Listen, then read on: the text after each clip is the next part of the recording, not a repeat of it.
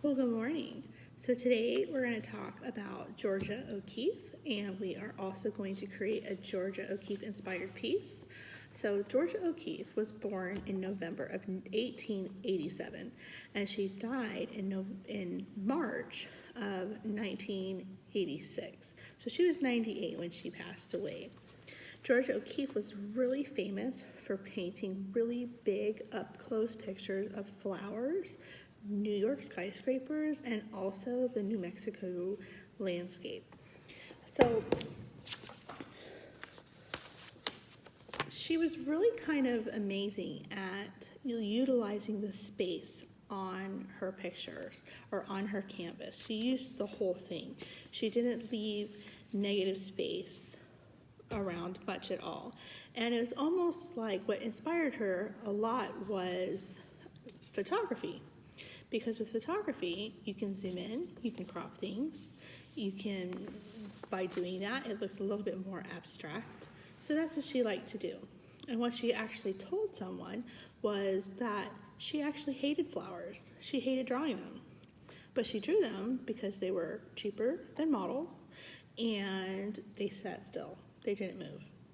So, kind of funny for someone that didn't like flowers, she painted so many of them. So what we're going to do today is we are going to draw some flowers. We're going to cut them out, and then we are going to watercolor them and glue them to some more construction paper. So all you need is an 8x8 piece of paper, of white paper, a crayon, your watercolors, and then an 8x8 piece of construction paper of your choice of color. So here is an example from last year's. And so with this, we actually used an oil pastel, and then we watercolored the center of it. She cut it out and then added it to her paper. So same thing, and I'll draw you an example of how to do this so that way you get nice big flowers. So as you can see, I started with a circle in the middle, and again, you want to use your crayons. You don't want to use markers with this because once you watercolor it, the marker is gonna bleed. So go ahead and draw your circle.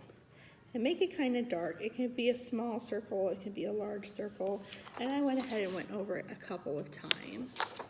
And I'm gonna go ahead and move my camera so that you can see what I'm drawing.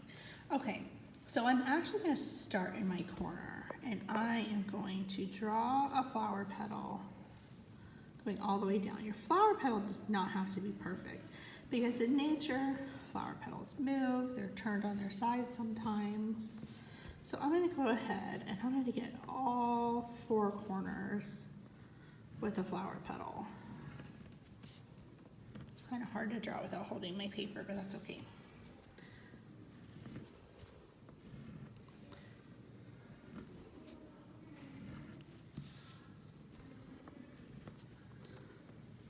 So excuse how rough this looks. It's all right.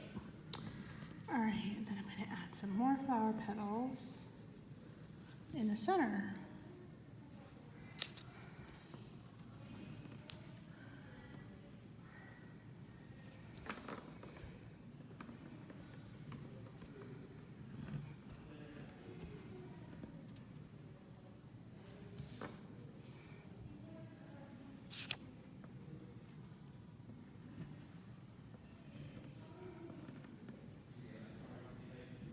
All right, and go ahead and go over all of your marks one more time. I'll be right back. I'm going to do mine, and then as you can see, I've gone back over my flower, and when I started drawing my flowers as a way to make sure I was drawing and utilizing as much paper as I could, I started up here at the top of my petal and then pulled my line down to the center. This way, my petal already went as far as I could make it, and that's when I would bring it back down. And I did that all the way around. That way, my flower was as big as the piece of paper that I have. So I want you guys to work with an 8x8 piece of paper. Cut it out. Then after you cut it out, that's when you are going to start watercoloring it. I would watercolor the center of your flower petals one color, and then do a different color around the edges of them, and then don't forget to add color to the middle of your flower, and then glue it to your construction paper. Don't forget to take a picture of it and send it to me. I've added some pictures of Georgia O'Keeffe's work to your assignment page, and feel free to look her up and learn a little bit more about her. She was actually pretty cool. All right, hope you guys have a great day. I hope you had a wonderful break, and I'll see you next time. Bye.